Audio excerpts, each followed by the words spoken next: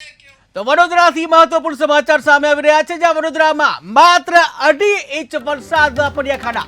વડોદરામાં માત્ર 2.5 ઇંચ વરસાદમાં પડ્યા ખાડા કે જ્યાં ઠેર ઠેર રોડ પર મસ્ત મોટા જે ખાડા પડી ગયા છે. ત્યારે ગોરવા છાણી નવાયાર્ડ રોડ પર ખાડા પડ્યા છે કે જ્યાં ખાડા પડતા કોર્પોરેશનનું તંત્ર દોડતું થયું છે. ત્યારે તંત્ર દ્વારા ખાડા પૂરવાની જે કામગીરી છે શરૂ કરવામાં આવી હતી, જ્યાં ડ્રેનેજ લાઈનનું કામ કર્યા બાદ યોગ્ય પુરાણ ન કરાયું હોવાના લીધે આ પ્રકારના ખાડા પડ્યા હતા. ત્યારે વાહન ચાલકો અને રાહદારીઓને પણ ભારે મુશ્કેલી પડી હતી, જ્યાં કોન્ટ્રાક્ટર દ્વારા હલકી કક્ષાનું કામ કરાતા રોડ બિસ્માર થયો છે.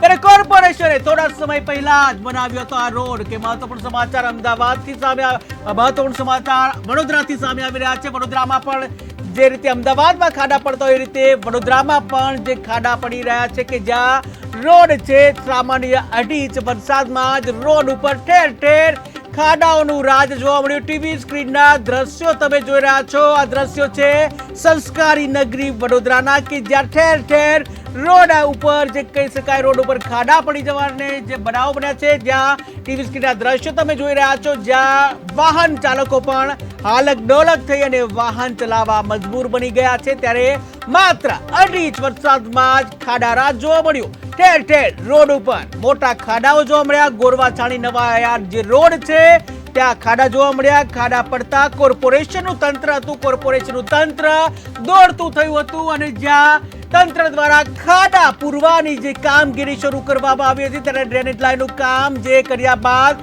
યોગ્ય રીતે પુરાણ ન કરાયું હતું અને જ્યાં યોગ્ય રીતે પુરાણ ન કરાતા જે વરસાદમાં આ પ્રકારના ખાડાઓ પડી ગયા હતા. ત્યારે ખાડાઓ પડી જતા વાહન ચાલકો અને રાહદારીઓને ભારે મુશ્કેલીનો સામનો કરવો પડી રહ્યો છે કે જ્યાં કોન્ટ્રાક્ટર દ્વારા હલકી કક્ષાનું કામ કરાતા રોડ છે બિસ્માર બન્યો હતો, જ્યાં કોર્પોરેશને થોડા સમય પહેલા જ રોડ બનાવ્યો હતો.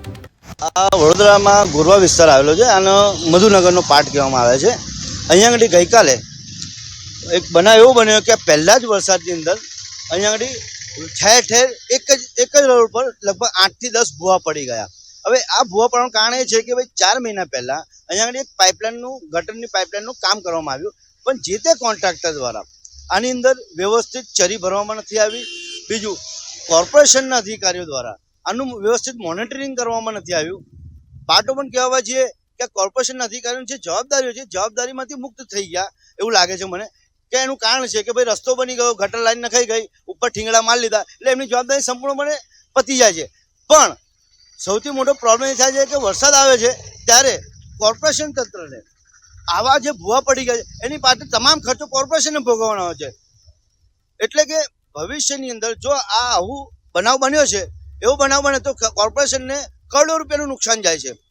એટલે કોર્પોરેશનની અંદર આ ભ્રષ્ટાચારી અધિકારીઓ અને ભ્રષ્ટાચારી કોન્ટ્રાક્ટરોને કોઈ કશું થતું નથી અને તે લોકોને મેળાપણાથી આ બધી